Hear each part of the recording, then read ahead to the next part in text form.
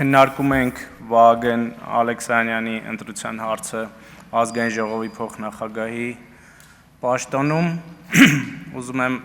այնպես ինչպես պարոն Ռուբինյանի դեպքում ասել, որ պարոն Ալեքսանյանն էլ իր քաղաքական կարիերայի ընթացքում ուղեկցել եմ մի բան էլ ավել, երբ դասավանդել եմ նրան Երևանի պետական համալսարանում եւ ուզում եմ ասել, որ այն երիտասարդ տարիքից այն սկզբունքայինությունը, որ ունեցել է պարոն Ալեքսանյանը,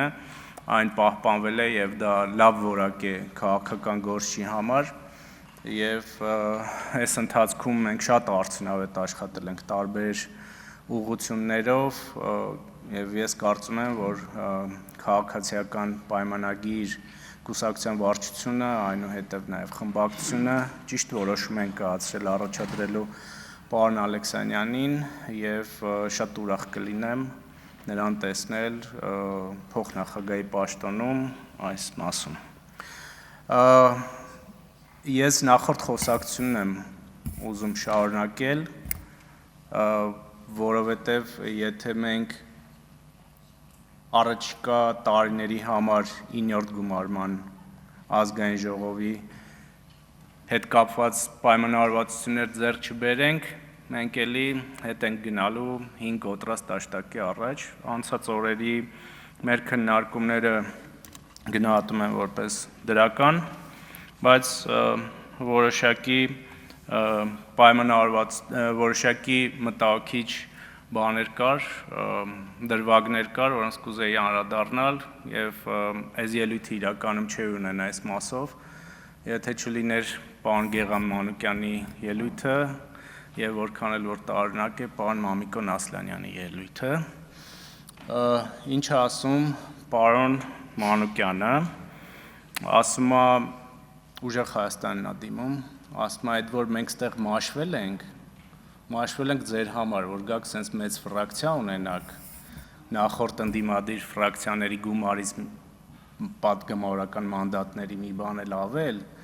բայց այդ մենք հենց այնպես չենք մաշվել, էլի, այս իշխող խմբակցության հետ տենց կոնստրուկտիվ խաղեր մի խաղացեք, կարեք են ինչ որ մենք ենք նախկինում արել։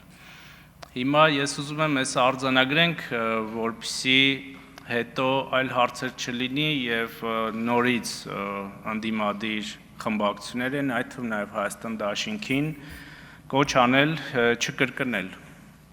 նախորդ գումարման սխալները, որովհետեւ օբյեկտիվորեն իշխանությունը ունի բազմաթիվ օրինական հնարավորություններ իր դիրքերը ամրապնդելու եւ ինչպես նախորդ անգամ ասեցի, ամենալավ միջոցը ընդդիմության համար գալ իշխանության, դա այն է, որ ներկայացնի գաղափարներ, ստեղծի հանրային դիսկուրս, իշխանությունը կկատարի դա լավ է, ընդդիմությունը կասի դա իմ արածն է, չի կատարել իշխանությունը, տենց դուխով կգնա 5 տարի հետո հանրությանը կասեք, որ այ այսքան լավ բաներ ենք առաջարկել եւ դուք ուզում եք որ դա լինի, բայց այս իշխանությունը դա չի արել եւ հետեւաբար ինձ ընտրեք եւ դա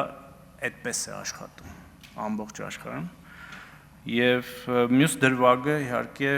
վերաբերում է պարոն Մամիկոն Ասլանյանի ելույթի վերջին մասին, երբ որ ասեց, որ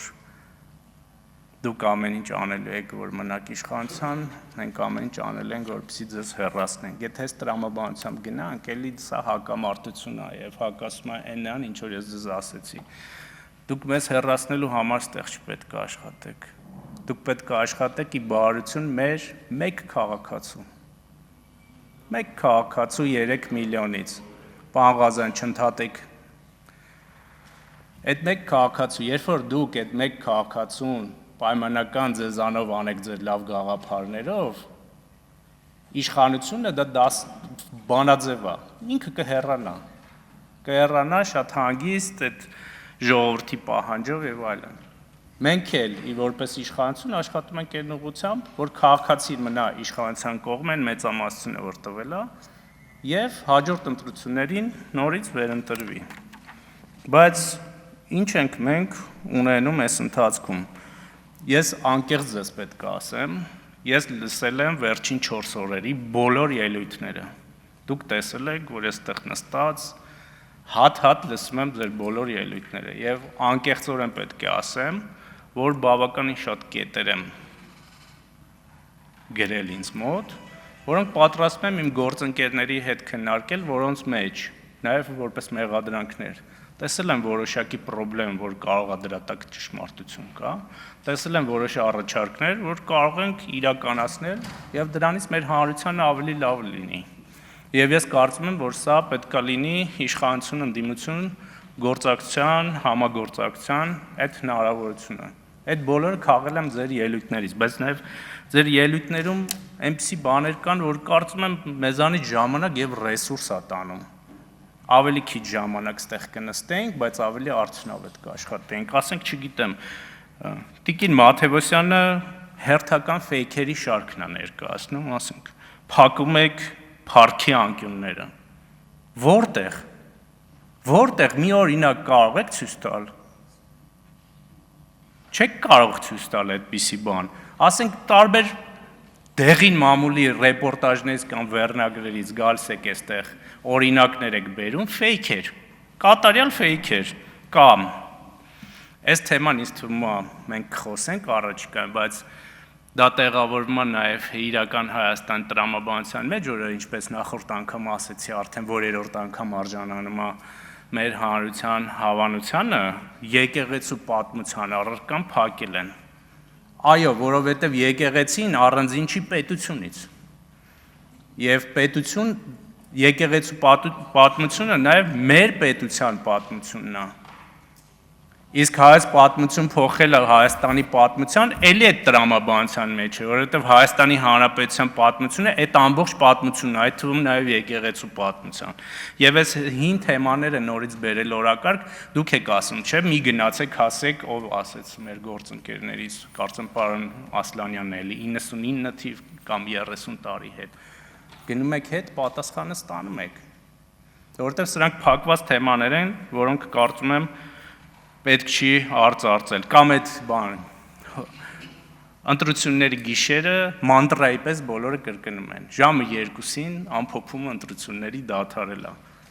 Ձեր բոլոր ընդդիմադիր կայքերը on-line հեռարձակել են այդ թվում 2-ին, 3-ին, 4-ին, 5-ին, 6-ին, մինչև ժամը 8:20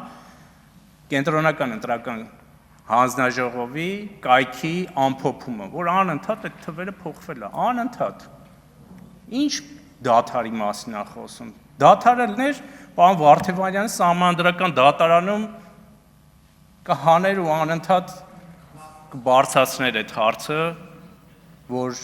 այսպիսի աղաղակող բան է եղել։ Կամ մի հատ ուրիշ թեմա կա, ասում եմ, դուք մեծամասնություն եք ձեռք բերել փոշիացած ձայների շնորհիվ։ Այստեղ քանի պատգամավոր կա ձեզանից, որ էլի փոշիացածով մանդատներ են ստացել։ Քանի ինչի եք վերցրել այդ փոշիացածով մանդատները։ Այդ դրա արդյունքում Հարություն Հարությունյանը, Շիրազ Մանուկյանը, Անուշ Միրզոյանը, Անուշավան Մանուչարյանը, Հասմիկ Գենգոյանը չէին դառնալու պատգամավոր։ Եք տվել այդ մանդատները, ինչ եք ասել, այ փոշիացած, լավ է կարևոր վերցրել, որովհետև դա օրենսդրությամբ է այդպես։ Կամ Հայաստան դաշինքում մեր շատ սիրելի Մեսրոպ Մանուկյանը օրինակ չէր կարողանալու դառնալ պատգամավոր, Լիլիթ Գալստյանը չէր դառնալու պատգամավոր, Արտուր Սարգսյանը, որ վահանակը բանը անվան այդ ցուցանակը բերում եք այստեղ ցույց տալիս, այդ փաստարկն չէիք ունենալու։ Այս 3-4 օրա դա ձեր հիմնական թեման է, բայց այդ էլ չէիք ունենալու։ Հիմա էլի շատ բաներ ունեի ասելու, բայց կոչ կանեմ թույլ չտաք նաև ձեր գործընկերներին այս ամբիոնը վերածել եւ խորհրդանը վերածել Անժելա Թովմասյանի տաղավարին, որը ժողովրդի մեջ կոչում են Անժոյի բեսեդկա։ Մի թույլ տվեք այդպիսի բան անել։ Եվ վերջում ուզում եմ Լևոն Քոչարյանի ելույթի մի դրվագին անդրադառնալ, որ այստեղից ժպտալով ասում էր եւ քմծիծաղ տալով ասում էր, Եվ այդ քմծիծաղի մեջ ձեր առնելիք էր կար մի քիչ, որ դե օրենքն էլ է ձեր ձեռքը, ինստիտուտներն էլ են ձեր ձեռքը, այդքան ասում եք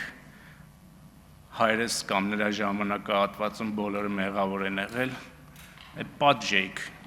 եւ ինքը ճիշտ է ցավոք։ Ինքը ճիշտ է ցավոք եւ ես պրետենզիան մեր ժողովրդի կողմից է եղել եւ ես կարծում եմ ավարտում եմ, որ քաղաքական այս անարդարությունը իր հանգուցալուծումը կգտնի։ Շնորհակալություն։